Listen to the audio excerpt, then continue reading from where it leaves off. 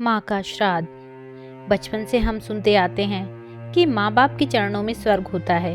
उनकी सेवा से बड़ा कोई धर्म नहीं और कोई बड़ा पुण्य नहीं। लेकिन न जाने क्यों बड़े होते होते हम ये सब भूल जाते हैं।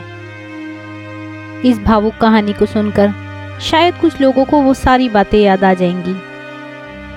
दीदी, याद तो है ना, कल माँ का श्राद्ध है। हमने बड़ी पूजा रखी है उनके आत्मा की शांति के लिए, इसलिए आपको परिवार के साथ आना ही है। रूही अपनी ननद कोमल को फोन करते कहती है। तभी कोमल उसकी भाभी को बोली, मैं नहीं आ सकती, आपको तो पता ही है कि उनको छुट्टी नहीं मिलेगी। अरे दीदी, ऐसे कैसे? माँ के जमाई और बेटी उनके श्राद्ध में नहीं आएंगे तो उनको शांति कैसे मिलेगी? इसलिए आपको आना ही होगा, बाकी मुझे कुछ भी नहीं पता। इतना बोलकर रूही ने फोन रख दिया। इधर कोमल पुरानी यादों में खो गई। जब उसके पापा की मृत्यु हो गई थी तभी कोमल अपने मायके गई हुई थी। कोमल को माँ बोली, बेटा तुम्हारे पापा मुझे छोड़कर अकेले ही चले गए, पता नहीं अब किसके आधार पर छोड़कर गए। माँ कोमल को गले लगाकर रो रही थी। तब कोमल बोली, यह सब लोग तो है ना, भैया भाभी और बच्चे, तो क्यों चिंता करती हो? कोमल कई दिनों तक अपनी माँ के पास रहकर आई थी, लेकिन हमेशा ज़्यादातर फ़ोन पर बोलना होता था। कभी कॉल पर तो कभी वीडियो कॉल पर बोलना होता था। बेटा क्या बनाया तूने? एक दिन माँ ने वीडियो कॉल पर पूछा। माँ आलू की सब्जी और रोटी बनाई है, कोमल ने जवाब दिया। माँ बोली, अरे वाह। सब्जी का नाम सुनते ही माँ की आंखों में एक अलग ही चमक देखने को मिली जो कोमल को दिखी। तभी कोमल माँ को बोली, तुम्हें खाने का मन हो रहा होगा तो भाभी को बोलो बना दे। कोमल हंसते हुए माँ से बोली। तभी माँ बोली, नहीं नहीं, अब इस उम्र में आलू कहाँ पचते हैं, मैं तो ऐसे ही बोल रही थी। जब तुम्हारे पापा हुआ करते थे तब बहुत बार बनाती थी। भाभी का तो नाम लेते ही जैसे माँ की आंखों की चमक गायब सी हो गई। माँ ने कॉल रख दिया। माँ को क्या हो गया, ऐसी क्यों बोल रही थी? वहाँ सब ठीक तो होगा ना? कोमल अपने आप से बातें कर रही थी। ऐसा बहुत बार खाने की बातों पर बातचीत होने पर माँ की आंखों का भाव बदल जाता, लेकिन ऐसा क्यों था वो समझ नहीं पाई। लेकिन इससे पीछे का राज उसके समझ में आया जब वह छुट्टियों में 2 दिन के लिए मायके गई थी। एक दिन कोमल माँ के कमरे में माँ के साथ गपशप कर रही थी। तभी दीदी खाना खाने चलो। रूही माँ के कमरे में आकर कोमल को बोली, चलो माँ तुम भी खाना खा लो। कोमल उठते उठते हुए बोली, अरे दीदी नहीं, माँ को क्यों तकलीफ देना, वह यहीं पर ही खाना खा लेंगी, आप चलो। रूही बोली, लेकिन भाभी। लेकिन कुछ नहीं दीदी, माँ के घुटनों में दर्द होता है, इसलिए माँ कमरे में ही खाना खाती है। रूही स्पष्ट रूप से बोलती है। तो फिर भाभी मेरा भी खाना यहीं पर लाओ, हम दोनों साथ में खाना खाएंगे, ऐसे कोमल अपने भाभी को कहती है। इस पर रूही कुछ नहीं बोल पाई, लेकिन कोमल का साफ तरीके से समझ में आ रहा है कि रूही को यह सब पसंद नहीं आया।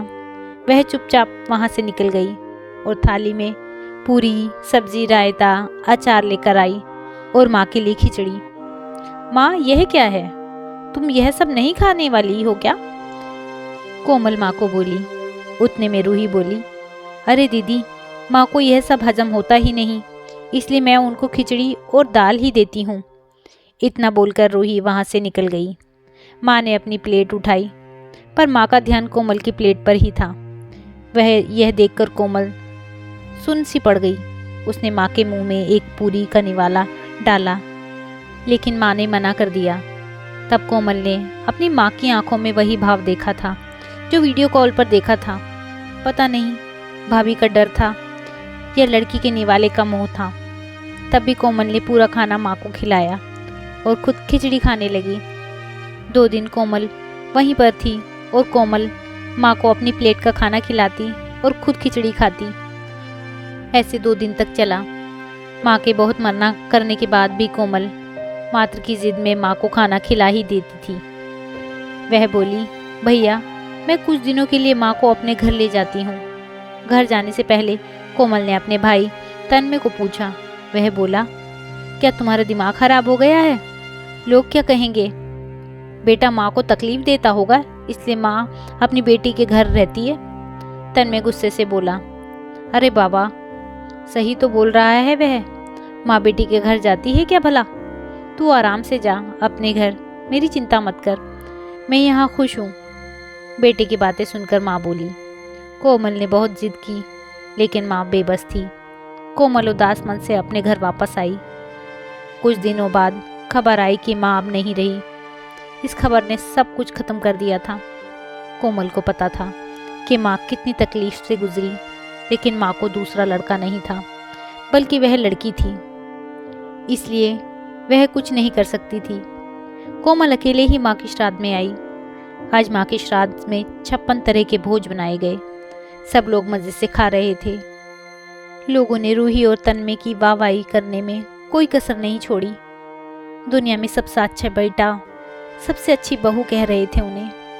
माँ के गुजर जाने के बाद इतना विचार कर रहे हैं, तो माँ जिंदा थी तब कितनी सेवा की होगी दोनों ने। कोमल दुखी होकर माँ की तस्वीर की तरफ देख रही थी।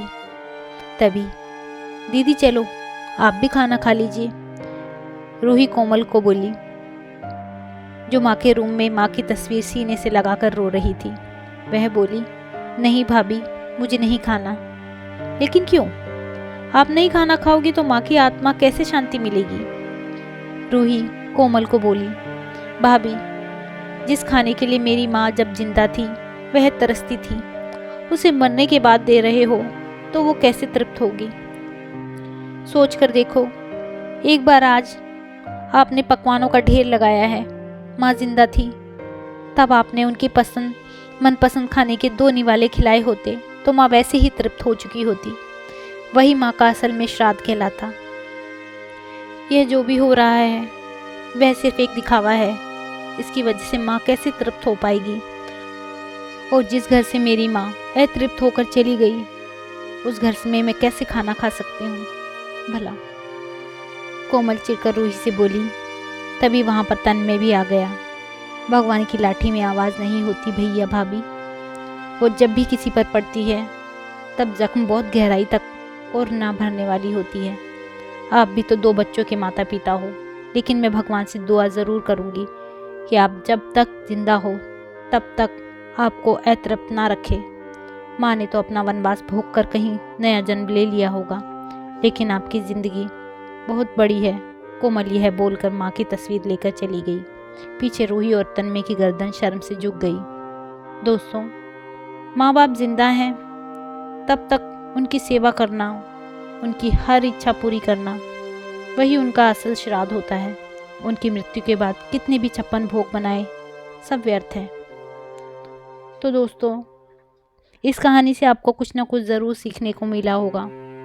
अगर इस कहानी ने आपके मन को छुआ हो तो इस कहानी को लाइक कीजिएगा, शेयर कीजिएगा और मेरे चैनल को सब्सक्राइब कीजिएगा। कहानी सुनने के लिए बहुत बहुत धन्यवाद।